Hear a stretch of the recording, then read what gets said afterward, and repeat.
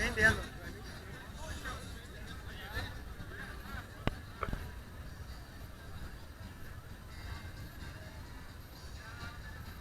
Cara, não sei como o nego libera churrasco aqui, cara, porque isso aqui é área ambiental.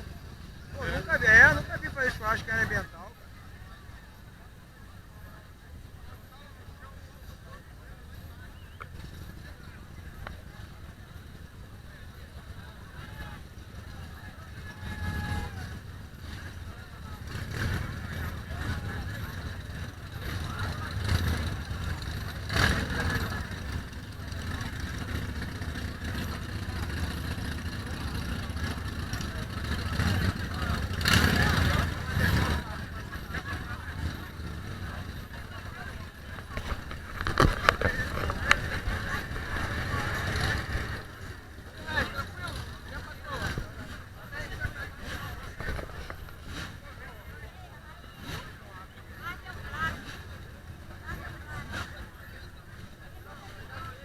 Arrancaram aquela fita, tá vendo? Acho que abriram agora, todo mundo tá entrando. Olha a bicicleta motorizada.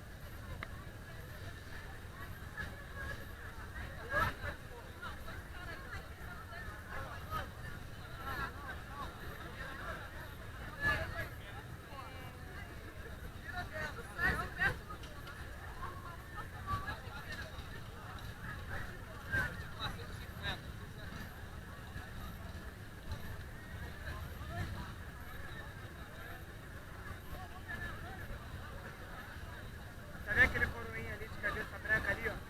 Com a camisa BMW ali, ó? O que tá do lado dele, o gordinho, é o Henrique, ele é dono da Center Moto Botafogo e dono da equipe Center Moto de brasileiros de alta velocidade.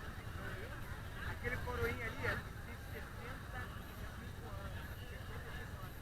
Ele tem uma BMW X1000 HP4, igual aquela daquele garoto que eu falei que é meu sonho. Só que a dele é HP4 mesmo, de corrida.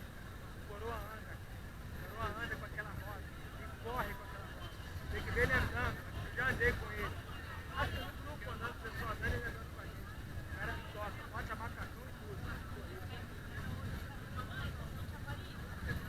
Aí, preto